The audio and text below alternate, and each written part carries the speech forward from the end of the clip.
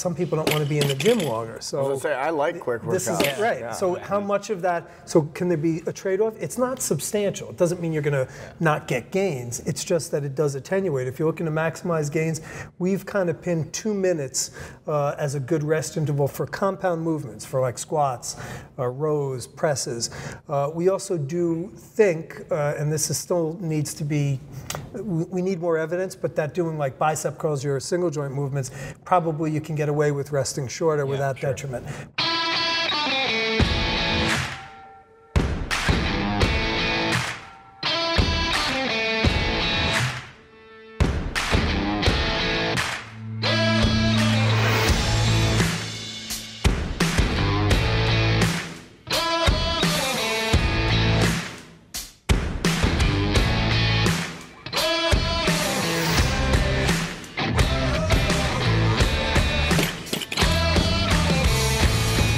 Welcome to Barbell Shrugged. I'm Mike Bledsoe here with Doug Larson and Dr. Andy Galpin, and we're here in Las Vegas, Nevada at the NSCA National Conference, and they keep shuffling us around to different rooms, so if you're watching, we have this beautiful backdrop in the Paris Hotel.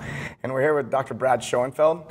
We're really excited to talk to him because not only does he have tons of experience in personal training, but you're actually the premier leading researcher on muscle hypertrophy. That means muscle growth. So you were a personal trainer for a long time, then went and got your PhD, and from what I understand, you're doing more research on hypertrophy than anybody else. I try. That's my passion, and my goal at some point is to have a full understanding of how we can maximize gains.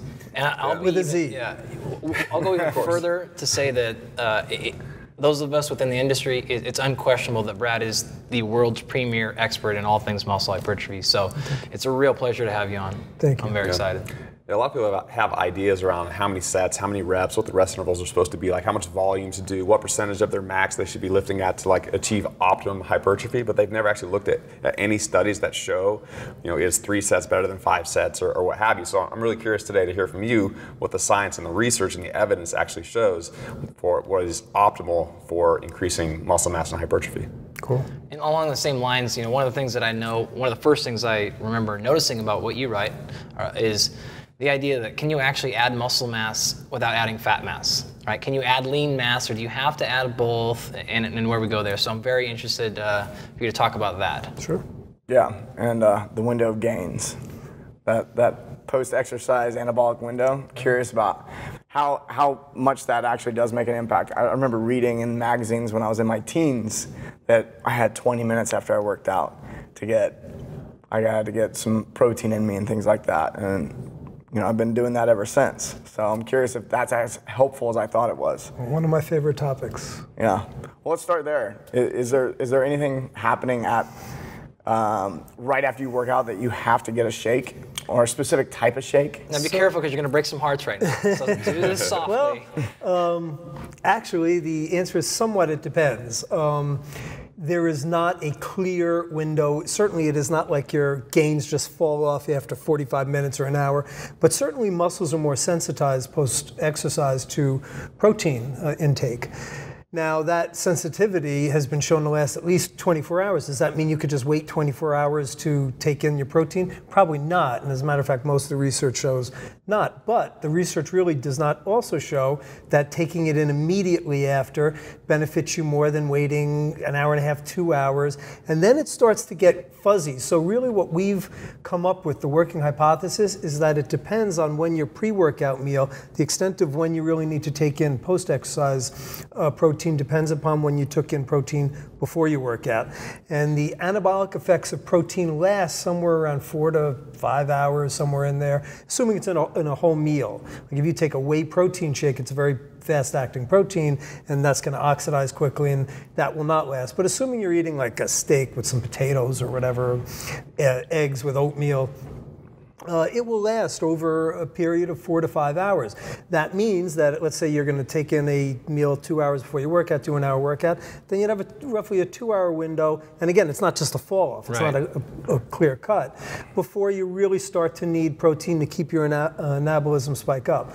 with all that said, there is really no detriment to taking it in quickly. So I generally recommend that you do take it in as quickly as you can. And the other thing we don't know, because of the way research is structured, is could there be very slight gains that we're not able to really pick up with current technology, and that if you're a bodybuilder, so meaningfulness depends on the person. If you're the average Joe stockbroker, the difference between a quarter pound of muscle spread out over your body isn't going to mean much, but that could be the difference between taking first or second in a competition for a bodybuilder. So again, you have to look at things in context, and the more important it is for you to maximize every ounce of muscle, I would say probably the more important it is to ensure that you get that early protein feeding in. Yeah, so 2 questions. One, I want to know how much protein in this, but in addition, let me see if I've put this into practice. So for example, if I work out in the morning and I work out fasted, in that case, is it fair to say it's probably more important that I get my protein in sooner? Absolutely. But if I work out in the afternoon and I've had 2 or 3 meals already, then it doesn't necessarily matter. Exactly. Okay, cool. And by the way, if you're taking in, let's say, 3-4 meals spaced out over the course of a day, you're going to be hitting that window. No matter where you're working out, it's going to, unless you're working out after your last meal, and then probably you should have one before you go to bed. But if you're doing it any time within the 4 meals before that last one, you're going to hit your anabolic window. So what would the numbers be then? Is it true 20 grams protein the most? How much to a day? So like what are the numbers? The newest research shows, and this was some study just came out about 3 months or so ago from Kevin Tipton's lab, so a premier researcher in protein. What they showed, because the early study showed it was like 20 grams is all you needed, and really the confounding issue was they did like a leg extension workout there. Right. And with your 170-pound people. Right. So your protein needs aren't nearly as much. When Kevin Tipton's lab did it, they used a total body workout, and they found that a 40-gram dose produced significantly greater gains than a 20-gram dose. So within that, these are means. So remember that a study is going to report the averages, and that means that some people might need a little more. When you're getting this 40 grams, it's going to have a confidence interval around it. Could you maybe do better if you? And it might depend. They found no effect of body weight. I still am a little hard pressed to believe that the amount of muscle that you're carrying.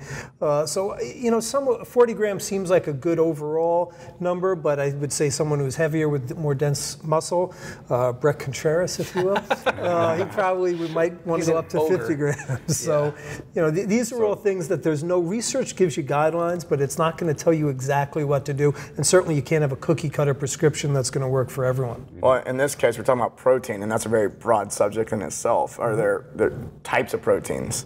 Yeah, is there certain types of proteins that are more favorable for muscle growth than others? Absolutely. So all the studies are done with animal type proteins. Usually they're milk-based proteins, either whey or casein, but I mean soy has been used.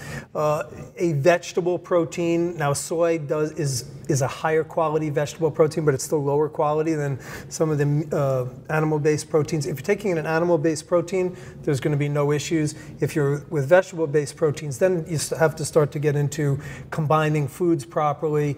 Bottom line is you want a full complement of your essential amino acids. All the essential amino acids have to be provided within adequate amounts post-workout. So if you're going for a vegan protein, you need to make sure that it has the full amino profile. Correct. So can you actually explain that? Because some people don't understand the difference between like what's protein and essential amino acids. Like I got my 20 grams of protein in. Like what's that mean? So proteins, a whole protein is comprised of amino acids, and there's many. We're actually still discovering amino acids.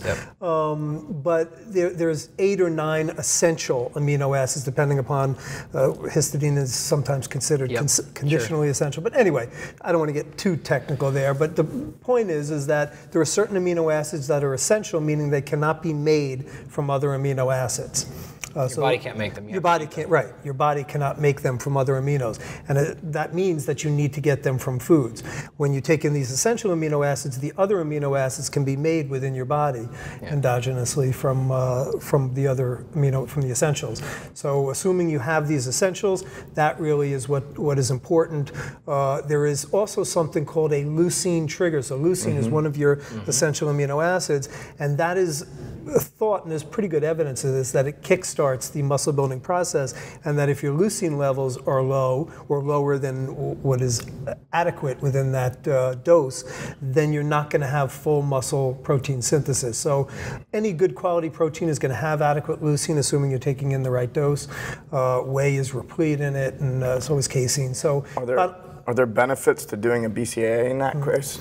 So it's a great question. And you're about to break some hearts right now. well, this I will break hearts. So assuming that you have adequate protein intake, with the essential that have quality proteins. So if you're eating animal protein, correct, and you have enough leucine. There is zero benefit to taking in BCAAs, and there actually, at least theoretically, there might be a detriment in that when you take in isolated amino acids, there is a competition for absorption, and there is, at least it's been shown. Now it's kind of hard to know with taking in just the BCAA supplement that it's going to happen, but theoretically they can compete with other essential amino acids, and they can end up being kind of kicked out of the muscle building process. The more I learn, the more I realize that most pre-workouts are not necessary. Well, but when you say a pre-workout, it depends if they contain BCAAs, but pre-workouts usually are caffeine. They're more for energy. Well, that's what I'm saying. It's like, I'm already like, caffeine's not as important as I once thought. BCAAs aren't as important as I once thought.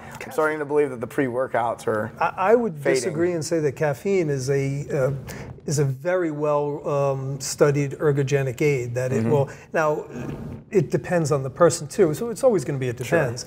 Sure. But there's even new evidence that people, it used to be thought you had to be caffeine naive, meaning that you don't drink coffee to achieve these ergogenic benefits. There's been some new research showing that even those who consume, let's say, a cup of coffee in the morning and every day, that they still benefit, they get an ergogenic benefit from taking in caffeine. And how much that's going to build muscle, certainly it enhances performance. It's not, I've not seen good evidence muscle building, but if you're going to enhance the performance of your workout, you would at least have the assumption that's going to have a beneficial effect. I guess my personal experience, 200 milligrams of caffeine is just way too much. Way too much? Oh, I thought maybe you were one that needed like a few shots. You can overdose on the espresso. So you mentioned that BCAAs might not be essential. I mean, they're essential amino acids, but they're not essential to take as a supplement, assuming you're getting enough protein throughout the course of your 24-hour day. Right. So that begs the question, how much protein do you really need during a 24-hour period? A lot of people make the recommendation of gram of protein per pound of body weight or something similar.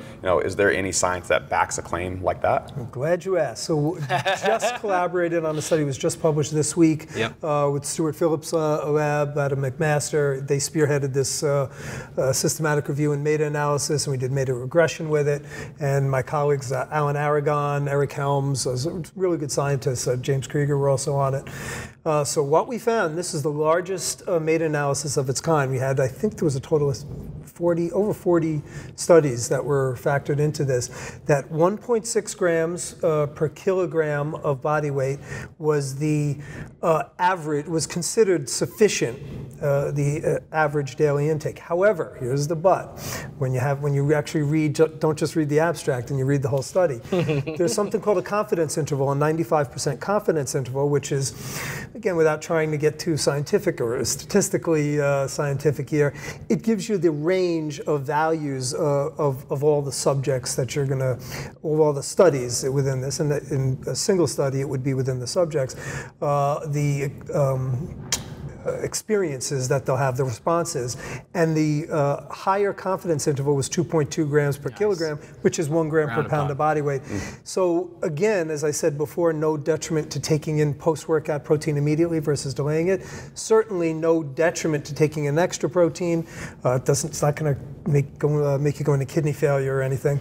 Right. And there is potential benefit, at least for certain people. So you might say that 90, or let's say half the people might say 1.6 or 70%. We don't know what the actual range is. Sure. And you also have to remember, when you're doing a meta-analysis, they're pooling people of non-resistant, most of them were not resistance trained. Yep. We did seem to see a benefit, extra benefit for resistance trained subjects to taking in higher protein intakes, which is actually counterintuitive to some of the earlier research, acute studies, showing there might be a desensitivity.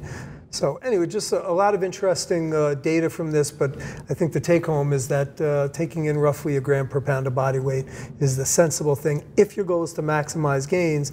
But if you're just your average guy, it probably is not going to make much of a difference if you're in that 1.6, 1.8. Can you address the kidney thing? Because that's the thing that I hear most, and I have always come back with, if you don't have kidney problems already, I don't think it's a problem, but I don't have a better answer other than that. Well, that's exactly it, is that the studies that were done showing a detriment to kidney function were done in dialysis patients. Right. So people with kidney failure. Right. Correct. Yeah. Yeah, so if you have kidney dysfunction and then you have a high protein load, and by the way, some of that data has even been questioned, and there's been other research that's been done in dogs. The other aspect of that was animal studies that were used, and it was called the Brenner hypothesis. It was Dr. Brenner, who was, I think, at Mass General, was a physician at Mass General, who came up with this hypothesis based on working with dialysis patients and people in failure, and that does not necessarily translate to healthy human beings.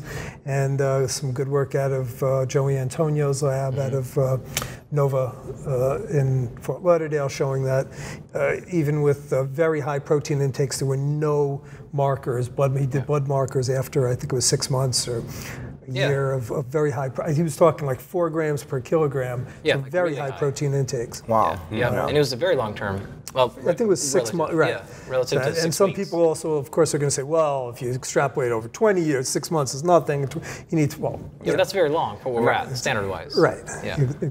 So you're talking about, again, I think you already covered this, but I want to get clarity on it, is a lot of times people are saying you can't absorb 20 to 25 grams of protein per sitting. You're now suggesting 40 grams in a sitting. So how much protein can we consume at one time, and what's ideal, and then is it okay that half of it's coming from whey protein versus real food? So you have to look, first of all, the word absorption is misinterpreted. Yeah. So you absorb everything. Yeah. The question is, do you end up oxidizing? How much of it do you actually use for tissue building purposes is really the question. So it's not a matter of absorption. That's a silly thing. But there is something to be said. How much of it can you actually use for tissue building? First of all, over the course of a day, which we've already established, is about 1.6 on a mean, and probably 1 gram per pound on your upper confidence level interval. The other question, though, is on an individual sitting. So it used to be 20 grams was thought to be a high marker, and now it's 40 grams is kind of being given. You have to remember, number one, the studies that we're looking at use a whey protein, which is readily oxidized. It's a fast-acting protein. So if you take a bolus of that, that's going to be readily oxidized. When you take in a whole meal that has, let's say you're eating turkey with potatoes and green beans and some other Cranberry foods. sauce. Cranberry sauce, exactly. That's going to take a lot. It's going to sit in your gut a lot longer, be introduced into the body.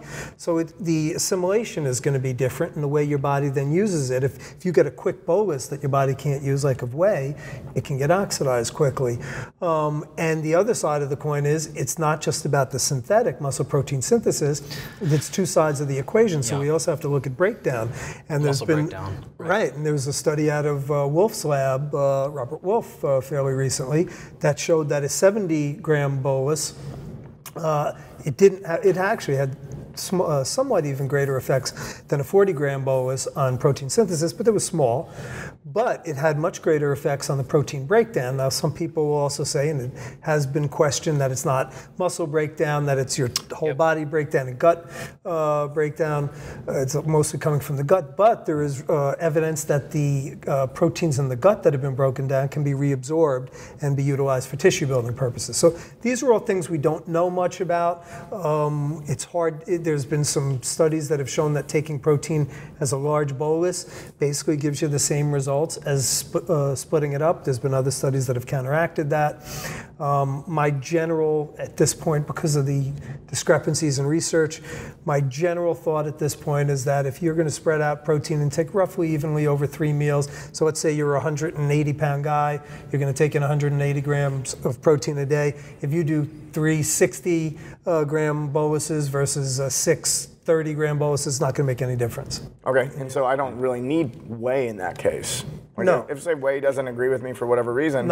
You don't need any. All you need is a quality protein. Now whey makes it easy to get. Yep. I love whey protein because it makes it easier to get in protein, and a lot of people have trouble consuming enough protein, particularly women, by the way.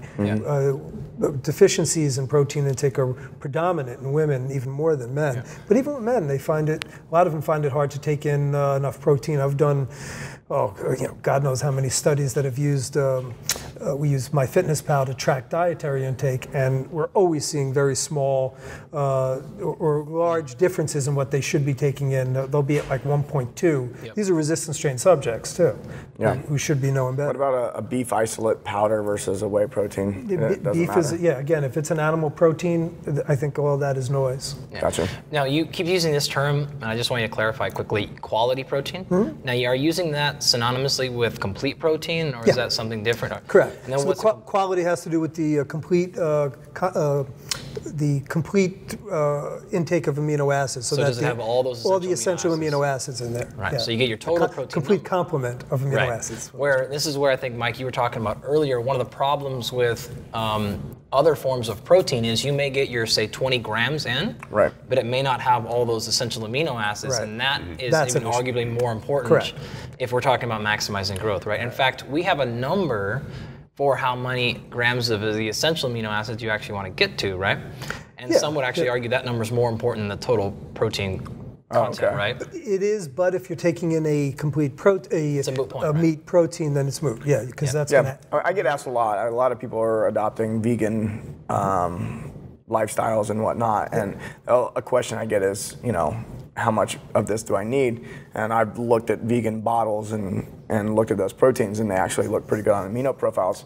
They're combining 5 different types of plants to get there. Correct. It would be dependent on the actual powder that you're going to get. So I couldn't comment that. You'd have to look at the label and make sure that the amino acid profile is complete. And the number we're usually shooting for is about 6 grams of the essential amino acids. Is that right? That's with the 20. 20 it's really higher. So yeah, you're talking almost double that now. If you're getting a protein, say one of these ones you're talking about, where you're drinking 40 grams of protein and only getting 3 grams of essential amino acid, that number that Brad you gave, you're going to have to go way up in total protein That's problematic. intake. Correct. Yeah. I mean, well, yes and no. It just means you're going to have to get way up in total protein. Your total protein is going to have to be much higher. Yeah. So you really need to pay attention to that. Exactly. And like you said, if you're just eating animal, then you're probably fine. So you don't have to worry about that equation. So it's possible with those vegetarian diets, you just need to do your due diligence. Higher protein, you were taking higher protein intakes. Right, correct. Exactly, and move up.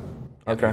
So that also kind of being said, what I was interested in is the idea of, I've had my students bring this up a lot in class. They call it like the dirty bulk, right? And things where it's like, hey, you're bulking, eat as much as you can, don't worry about quality, it's all about total numbers. And so that really leads to the conversation about, is it possible to put on muscle mass, lean muscle mass, and not put on fat? Or if you gain muscle, you're gonna have to gain some fat. What's the research say on that?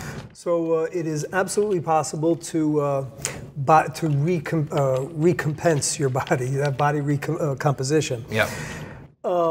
Meaning that you're losing fat and gaining muscle at the same time. Now, it is much easier when you are overweight and untrained. So certainly, I have studies in untrained subjects clearly show that you can. It becomes harder in trained subjects. We have a study just coming out that I'm collaborating on with Dr. Bill Campbell, where we showed recomposition in elite, well, I don't want to say elite, but aspiring competitive women physique athletes, where they gained lean body mass and lost fat. Here's the kicker, though. You are not going to maximize muscle gain unless you are certainly at maintenance, but generally gaining some degree of fat. If you really want to maximize, you're going to have to gain some degree of fat.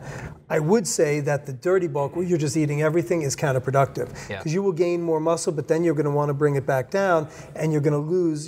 So much really, fat. you're going to end up with the more fat you have, you're going to end up just having to lose more muscle with that. Sounds more fun, though. That's true. If you want to go for the pure fun, if the goal is pure fun, then I would say go dirty bulk. I mean, that's a Denny's big breakfast. That's a Breck and Travis breakfast. Yes, so it's better to play the slow, consistent, steady gains rather than going up quick and then having to cut? That's correct. I generally recommend don't go above 250 to certainly 500 calories per day over your maintenance surplus. But I generally say try, if possible, keep it like in the 250 range, and then see if you're not gaining muscle.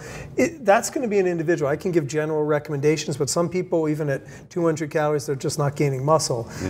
So it's really an individual thing. Everything we talk about will have inter-individual differences, and you're going to have to take this as guidelines and then play around with that based on individual response. So most people aren't going to know what their maintenance level calorie number is, and they're not going to know what 250 beyond that is. So is that to make it easier on someone who's new to this and just doesn't really know what that means? Is that like the half pound a week type gains as far as the scale goes? I'll give you general guidelines that I use is somewhere between 14 to 15 calories per pound. So not per kilo, per pound for losing. If you want to lose body fat, 14 to 15 calories per pound of ideal body weight. So you're going to be at like 10% body fat or so. Roughly 17 or so calories for maintenance per pound, and then about 20 plus calories. So hard gainers are going to be up higher. 20 calories per pound for muscle gain. So let's say your ideal body weight is 200 pounds for a guy. Well, you'd want to be at roughly 4,000 calories for your for your bulk. And if you want to lose, it's going to be somewhere like 2,800. But then you got to play around. I mean, some people at 2,800, they're not losing certainly in appreciable amounts. But yeah, if you want to talk about how much you can gain, that's going to be dependent on your training experience. If a well-trained subject is not gaining a half pound of muscle, per week. You've actually done a bunch of like mostly eight week training studies. What's a normal amount of muscle mass gain and fat loss to be expected from an untrained person? Because you've done this so many times. What's reasonable to expect? So usually we're doing ultrasound measurements, and we'll look at roughly somewhere between 5 to 10% gains in muscle thickness for the biceps, triceps, and quads, somewhere in there. When you're talking about total lean mass, it's been somewhat variable. We use a BIA, which again, how much of that is actual water? It does give you a water component, but how accurate the assessment is somewhat. But we're talking a few pounds, over the course. In a well-trained subject, you're talking for the course of 8 weeks, 2 to 3 pounds, unless you're taking HMB. then it's like 20. Insider joke. I'm joking. Don't do that. That is not true. That can be cut. That's an insider joke. So you would gain, in 8 weeks, you would gain, I know we're going to take a break here in a second, but okay, sorry, so quickly, Brad. You would gain maybe 2-3 pounds of muscle in 8 weeks and then lose 5-6 pounds of fat? Oh, no. That's with, some people can lose. So with your well-trained subjects, usually they're not losing. There will be some that do.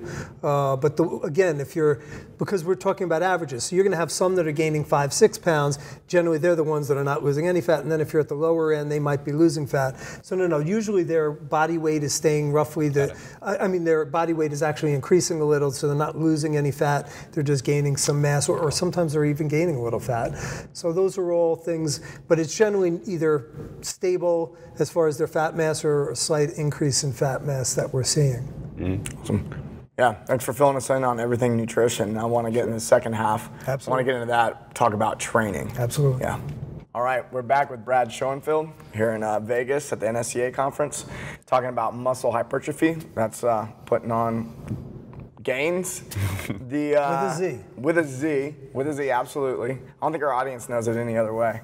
Actually, before we get into training, because we definitely want to go down that track, role of carbohydrate with protein synthesis, because that's one of the things that actually 10 years ago I was sitting in a room watching, that was like my first introduction to, you combine protein with a carbohydrate post-workout, and that's the perfect shake. And I know we already covered you just need enough protein throughout the whole day, but so again, somewhat of a murky question to answer. There's certainly no benefit post-workout for spiking muscle protein synthesis. It was often talked about the need to, the role of carbohydrate as far as its anabolic role was thought to be through its insulin properties, that it increases insulin. However, what a lot of people don't know is that protein is an insulinemic Yes. nutrient. So if you take in, let's say, a whey protein immediately after training, your insulin levels are going to spike to a degree that maxes out insulin, your insulin response for a anti-catabolic. Insulin, by the way, is not really an anabolic hormone at physiological levels. When you get into superphysio, when you talk about like bodybuilders who are using Injecting it for, insulin. exogenously, then that's a different animal. But for all practical purposes, it's an anti-catabolic hormone, meaning it suppresses protein breakdown. And just taking in We're good. Keep going. Okay. We won't be here. Sorry about that. That just distracted the hell out of me. But taking in enough. Should I start over again? Yeah, just keep going. Okay. Yeah. So taking in enough, as long as you take in enough protein after the workout, taking in carbohydrate will not enhance that effect. And that doesn't mean that carbohydrate might not play an anabolic role. It actually could, in the sense that it helps you. So studies show that ketogenic diets are catabolic because carbohydrate actually enhances your ability to train harder, and that there is also some evidence that when your glycogen levels are depleted, Dr. Galpin here can speak to this, your AMPK, your glycogen levels are a sensor, energy sensor for AMPK, and it's kind of a cluster, you know what, in terms of trying to tease out these signaling responses, but it does show that it has catabolic effects because AMPK antagonizes mTOR. How this plays out in practice is somewhat difficult to know, but we do know that carbohydrate fuels performance, especially in bodybuilding style training. So there does seem to be a role, as long as your basic carbohydrate needs are met, that's going to enhance anabolism to the extent that you're going to need. Now, Gotcha. based on time, I know we want to move on and talk about training prescription stuff, and so I'm just going to throw this out to you right now, and I'm going to throw one name at you, and I think you're going to figure out where I'm going at. Sugar and Gary. And we'll have to maybe tease this for another episode, but the insulin fairy, does that really kill us? So you're talking fat loss now. No, You got a minute. No more than a minute.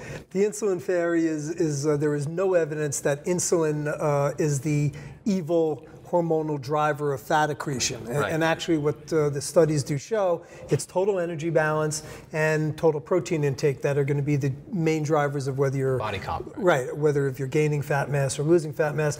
And ultimately what it comes down to, and the issue with carbohydrates and the studies that have been done that show a benefit to ketogenic diets is they did not match energy intake and or protein intake. So there's been a wealth now of studies showing that if you match the number of calories that are taken in between groups and the protein intake between groups, fat loss is almost identical. And some studies, actually a recent meta-analysis by Kevin Hall, I'm somewhat skeptical of the meaningfulness, but shows an effect, a beneficial effect to lower fat versus lower carbs. And it was slight. It was a small, I'm not convinced that that's anything of meaning, but it just shows that certainly it's not necessary to go keto to maximize fat. You're welcome to jump on Brad's Facebook page, and you can read much more about I'm happy sugar. to engage.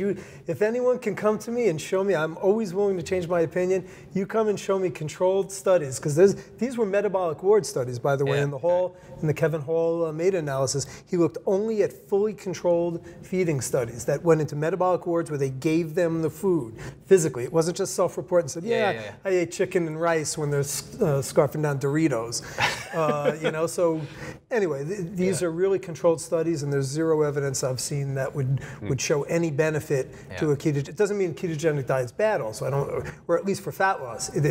I do think there is enough evidence, at least now, that it probably is not great for maximizing muscle. Although there is a few studies that have, or at least one now, or two kind of studies that have come out showing potential even gains between non-keto versus keto. Gotcha. Especially maintaining muscle. So let's take one more break, and then we're going to jump into training. Absolutely.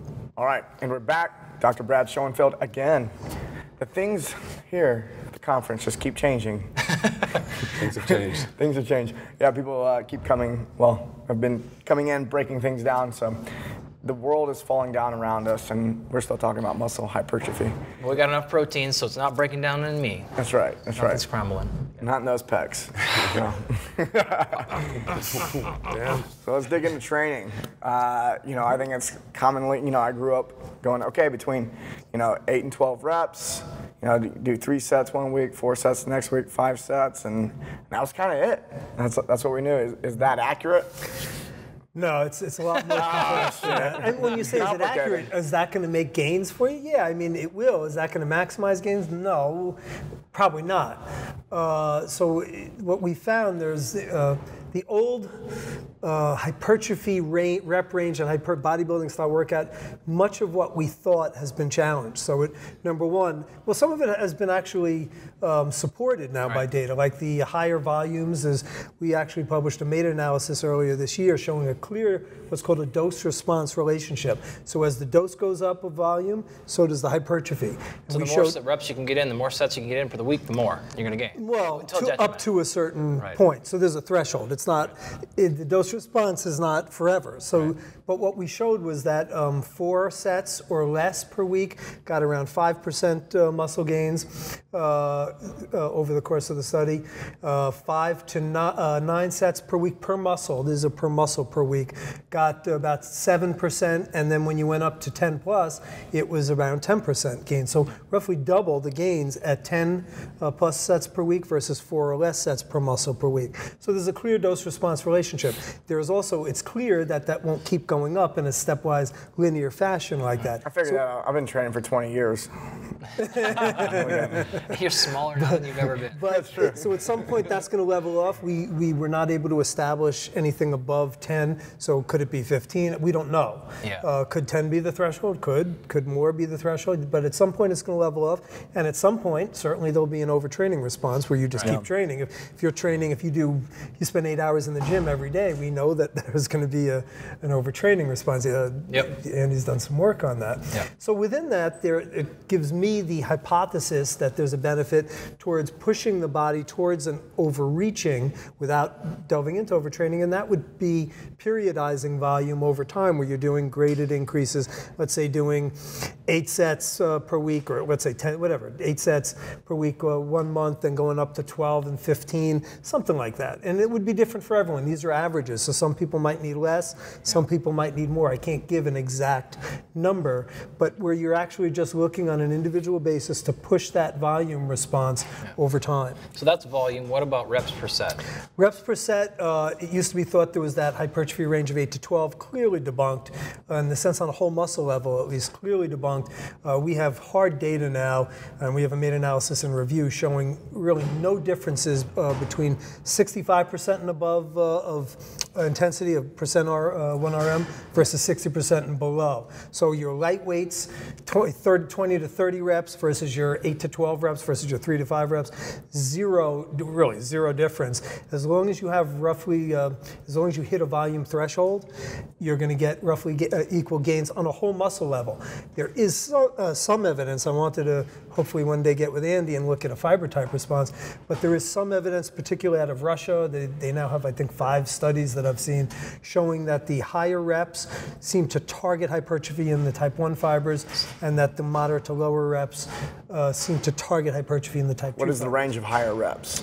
What qualifies as a higher rep range? 50% and below, so you're talking like 20 reps, over 15, 20 reps. Gotcha. So for this conversation, is it important to point out that we're talking about hypertrophy specifically, gaining muscle mass specifically? That's we're not correct. talking about strength as well. And I will qualify that for strength, there is also a clear benefit to doing heavier loads. Yeah, so in those same studies, they all got equally the same gains in muscle mass, but the 3 to 5 rep ranges got way stronger than the set to 20. And even the 8 to 10 reps got substantially stronger than the 20 to 30 reps. And our meta-analysis, which was, now it's the largest meta-analysis, it's again in review, hopefully will be published soon, but we had 21 studies and there was a clear difference in strength. There was significant and marked difference in dynamic strength. Yeah. And if this sounds familiar, this is exactly what we talked about on episode 234, 244. 243? 243 or something The three like mechanisms of hypertrophy? Yeah, that I was on, and I opened up that show saying, like, I'm stealing all this stuff from Brad Schoenfeld. Like, hopefully one day we'll get him on. Well, here he is. There's the day.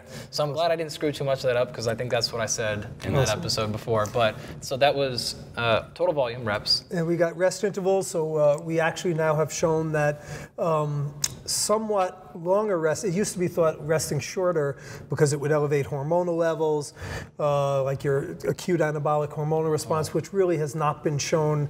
If anything, we don't think it has. Well, certainly there's no evidence it has a substantial effect, and probably it has minimal to no effect. What you're saying there is the post-exercise induced bump in testosterone. That's correct. Not chronic. Doesn't actually lead to any more growth. That's correct. Right. So we're not talking. It doesn't mean that testosterone levels, which obviously are important on a chronic basis, but that this spike basically after a workout, when you do a moderate to higher reps, it's been shown to spike hormonal levels. Really, there is little evidence that that is a significant driver of hypertrophy, and thus we actually have shown that longer. We showed that 3 minutes rest versus 1 minute's rest had greater effects on muscle growth with the longer rest interval. Now that said, we also have made a systematic review that was published showing that the effects seem to be specific to more trained subjects, and that with untrained subjects they respond to almost anything, and that it has less of an effect. Again, these are things that need to be teased out more, but bottom line is you don't need to do quick workouts. Look, there's also the trade-off. Everything is cost-benefit. Some people don't want to be in the gym longer. So I was gonna say, I like quick workouts. This is right. Yeah. So how much of that? So can there be a trade-off? It's not substantial. It doesn't mean you're going to not get gains. It's just that it does attenuate. If you're looking to maximize gains, we've kind of pinned 2 minutes as a good rest interval for compound movements, for like squats, rows, presses. We also do think, and this is still needs to be, we need more evidence, but that doing like bicep curls, your single joint movements, probably you can get away with resting shorter without detriment. Because you don't see, the real issue seems to be a drop off in volume load. That when you do a squat and then you rest 60 seconds, your squat, the number of reps you could do is like halved. So if you did 12 reps, you're down to like 6 or 7. Whereas if you do a bicep curl, 12 reps, you might be down to 11. And that's not the loss of reps, doesn't seem to have compromised gains to that effect. So is that a good way to test to see, without actually timing your rest interval, to see if you had a full recovery, can you actually get back to almost the same number of reps you did the or first close set? to it? Yeah, if you're slightly off, it probably is not going to, let's say you go from 12 reps to 11, the reduction, 10 even, the reduction in volume probably isn't going to have much of an effect, assuming you are doing a sufficient volume to start with. And by the way, the other thing you could say is we equated volume on these. If you did an extra set by resting shorter, could that then make up for it? Those are all things that we don't know, and these are limitations to research. Well, that's actually something you mention all the time, is one of the things you should be doing with all this in mind is having a variety in your training. Correct. You should do not just, I'm going to do 3 sets per body part, so I get 10 sets per weekend of the same exercise. Like, this is not a good approach, maybe for a month. Correct. But then eventually we need to have a lot of variety, so this is when a lot of stuff plays in. And to finish up the variety, what's pretty clear is Nice that segue. to, That was yes, good, like a pro. to maximize gains, you should have at least some rotation of exercises that are targeting different areas of the muscle. So if you keep doing let's say a flat chest press, well, it's targeting the same portion of the chest. The chest is, first of all, 2 heads. It has a clavicular and a sternal head. And even with that, there's differences in how the fibers are, the direction of the fibers, which by changing around from a decline to an incline, perhaps a fly, it hits the muscle differently. It provides a novelty to a stimulus. Doesn't mean you need to be doing muscle confusion, a P90X workout. Right. I've got a new system that's for fat confusion, though. Right. So you rotate different foods in, and that's the fat cells don't understand the difference between cheesecake and tiramisu. They have no I idea. like that. Cheesecake one day, tiramisu the next, and the fat cells just get. They're all fucked up. I like that. Yeah, they don't know where to go, so we just shit them out. Oh, I smell a new book. I smell a bestseller. and the final, there's other variables we can talk about, but but the final variable that seems to be of high importance is frequency. How often should you train frequency of muscles? And what the literature shows, and we published a meta-analysis on this, is that 2 days a week is better than 1 day a week per muscle group. Not training total. It doesn't mean training 1 day versus 2 days. It means that hitting your muscles a minimum of twice a week seems to have a better effect than the typical bro split where you're trying for chest 1 day and shoulders the next. Now, I remember when you published that, I think, this may be wrong, but there was a survey done of high-level bodybuilders who actually still do the normal split, right? Yeah. Like biceps today. And I think one of your conclusions was even though these guys are the best at it, that doesn't necessarily mean they maybe know what's optimal. Correct. Especially when you consider the extra advantages they have over the general person. So if even you're trying to grow as much muscle mass as possible, it's better to, instead of just crushing the muscle once a week, doing half the workout and splitting it up over 2 days, because you equated volume in those studies, That's right? correct. Yeah. And one thing you also have to consider, though, with the typical bro who might be working out 6 days a week, if they're doing chest 1 day and then they're doing, let's say, shoulders another, well, the triceps are getting work. Yeah. They might be actually working their triceps. Then they have an arm day. They're working their triceps 3 days a week, really. Right. So you have to consider the frequency aspect there. But legs are not getting hit with ancillary exercises. So if you're just doing your legs once, you might want, if you want to work out with a bro split and factor in that aspect, consider the legs are not getting the ancillary workouts. You should never be doing legs only once. That's correct. Like ever. True that. Mostly. Yeah. Brad, thanks for joining us today. Oh, my pleasure. I really enjoyed it, and I think the big takeaway for me on this was just get enough protein throughout the entire day, and you're going to be fine. Yeah. Worrying about all these little special supplements and stuff may not. For the most part, protein. again, now I always want to phrase it depends. So that's the general guidelines. If you're an elite bodybuilder, this is where we have to start looking at it in different contexts. When I'm giving advice for the average person, the masses, that's definitely the case. You hit your target protein, try to space it out over at least 3 meals. It doesn't matter. But for your elite bodybuilder, could there be other benefits? I can't say no, because there just aren't studies in these individuals. We don't get the the subjects. I guess what I would caution against is maybe we don't need to worry about the post-workout shake if we're not already getting the amount of protein total throughout the day, day after day after day. Absolutely. Yeah. Yep. Yeah. Cool. Thanks for joining us today. My pleasure. Where can people find more about any of the research you're doing, or follow you? You have a massive Instagram account. So first of all, I have several books. My new one. You have the worst titled book I've ever heard, by the way. I'm sorry, but the Mitogen Activated Extreme Training Program. It's Max. Oh, whatever. It's awful. It's a good book, but the title just breaks my heart. So Max Muscle Plan is one of my books. I have a new textbook out, which really is the culmination of my career's work, called The Science and Development of Muscle Hypertrophy. Both are all published by Human Kinetics. I have another one called Strong and Sculpted, which just came out last year. I have a website called Look Great Naked. That is not Look Good Naked. I deal in superlatives, so it's Look Great Naked. I have all my articles are on there, and I have a blog on there. And I'm all over social media, Facebook, Twitter, and Instagram. You're very, very active on Facebook. Correct. And on your blog, you take any of your studies that you do after they're published, and you break them down for the practitioner and put them up on lookgreatnaked.com. So it's really helpful, actually. Cool. Excellent. Thanks for joining us today. All right, guys. Enjoyed it.